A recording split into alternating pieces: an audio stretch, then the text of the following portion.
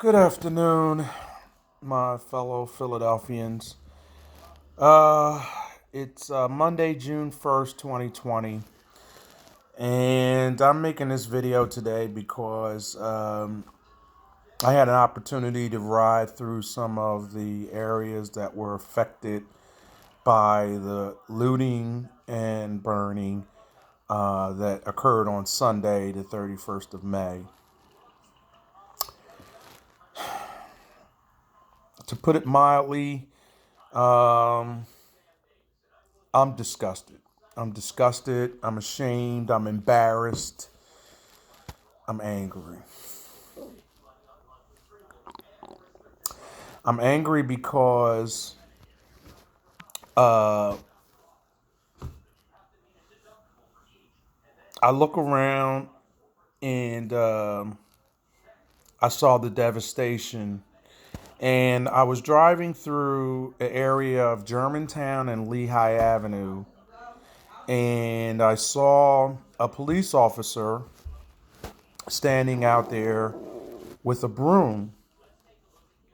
And the police officer was sweeping up a lot of debris that had accumulated in the street. But right across the street, literally right across the street from where this officer was working, he had his back turned, but he was sweeping the street. People were still looting this shoe store that had been closed during the pandemic. People actually pried the metal grates up from the ground. These grates were like flush with the concrete. They must use some type of a pry bar or something, and they pried these grates open. And I saw this older guy come out of the shoe store with a trash bag full of shoes. And I said to myself, and this is a guy that has like gray hair like me, gray hair like this. There's no excuse for that. It's beyond explanation. I, I I'm almost speechless. So in my neighborhood, a couple things happened. There's a wine and spirit store completely um, on the opposite side of my property. The grate was pried open. I had to actually go out this morning, and happened to see all this glass in the street, and I went, "What is all this glass from?" And I looked to my left, and there it was. The wine and spirit store had been pried open, and whatever inventory was in there, it's done. They picked it clean. They picked it clean. There was a Metro PCS store, a couple stores down, completely demolished. But there was a Boost Mobile store untouched. Little Caesar's Pizza untouched. So as I go a little further down Ogance Avenue, if you're familiar with the section of Philly, I go down a little further on Ogance Avenue, and you get down to Broad and Shoe. There's a sneaker Villa store on fire, a two-alarm fire. Now, I've passed that store many times. It's a beautiful store. Um, I think it was built in 2015, if I'm not mistaken. It's fairly new, 5 years old. Gutted by a two-alarm fire. The sneakers were looted sometime between last night and this morning. I was listening to some police calls. I have a scanner on my Kindle that can pick up police calls, and all last night it was just constant uh, calls for looting, vandalism, large crowds, upwards of 400 people, just overwhelming. The worst one though was that Foot Locker at 52nd and Chestnut. That that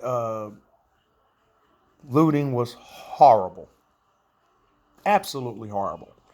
To watch those images on television, and it made national news. CNN had it broadcasted on an international level, on a national level, but on an international level. CNN's an international news agency. It was There was a police car that I don't know. I'm thinking it had been strategically placed there to block this door to this store. And as I'm watching the images on television, I noticed that these clowns kept rocking the car and rocking the car. And I thought at first that they were trying to flip this police car over. And then I thought, it's a pretty heavy vehicle. It's going to be hard. I mean, you could do it, but it ain't easy. But they weren't even trying to flip the car over.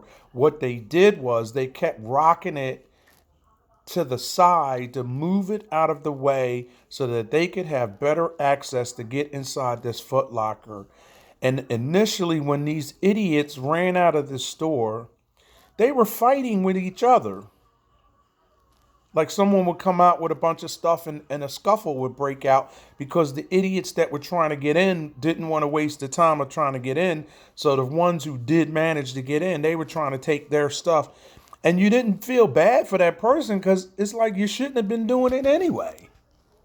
But the sheer idiocy of it, that's what was getting me. And I'm sitting here, and then people weren't even chanting anything. They weren't even saying, we're doing this for George Floyd or we're doing this for Breonna Taylor. They didn't even say any of that.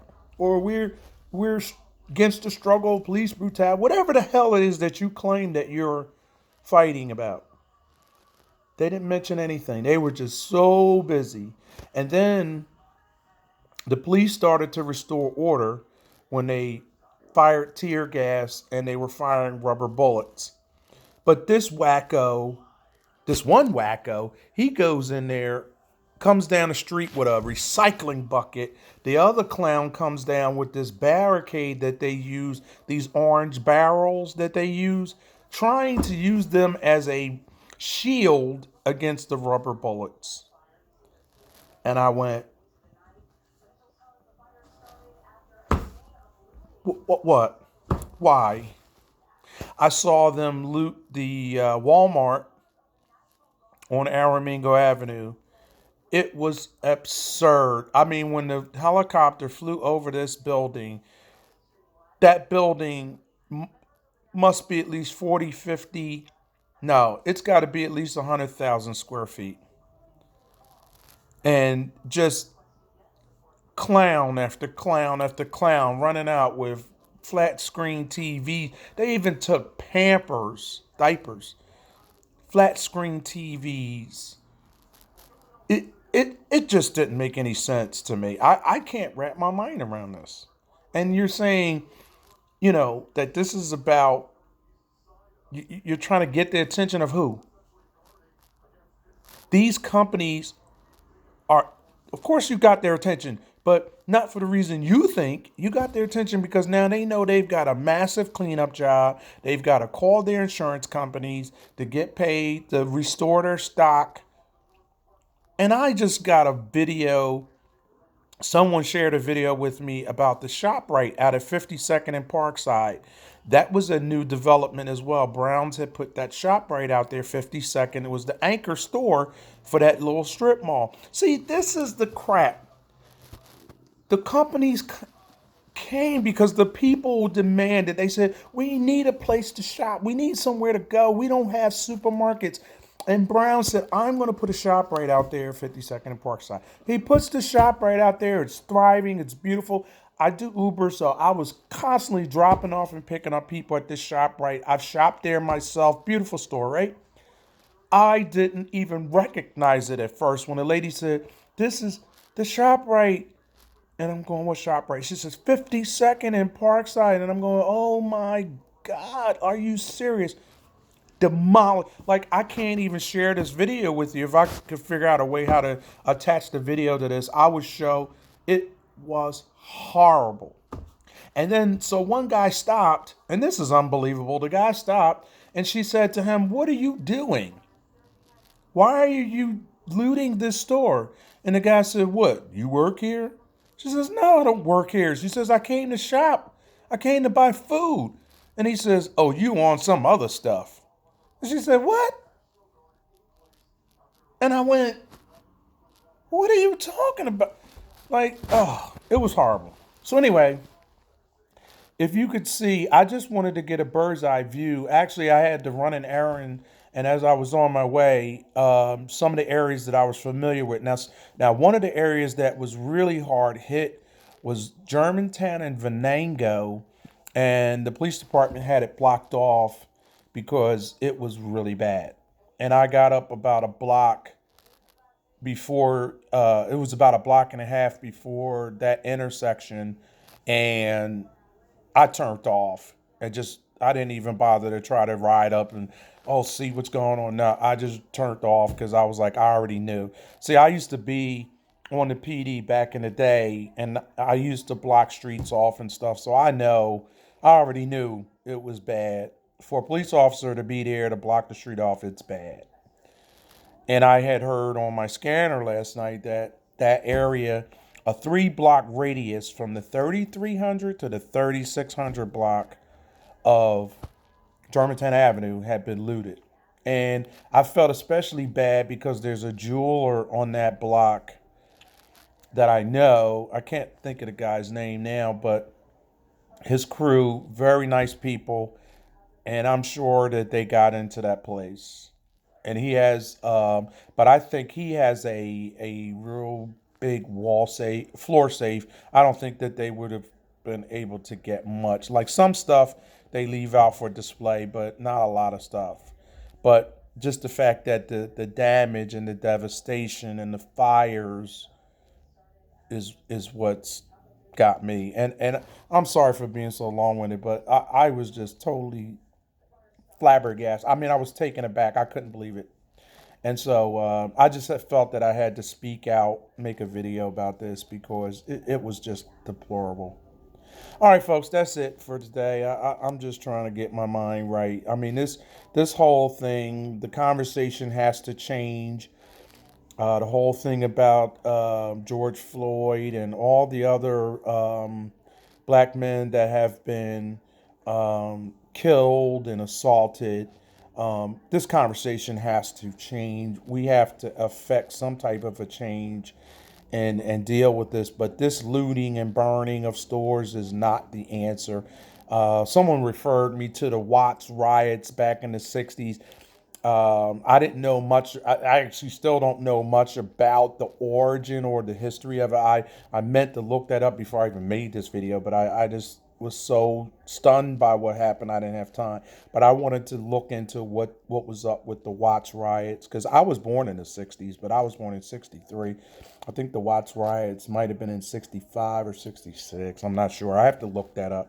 But anyway, point being, we've learned or obviously have not learned our lessons that rioting doesn't solve the problem.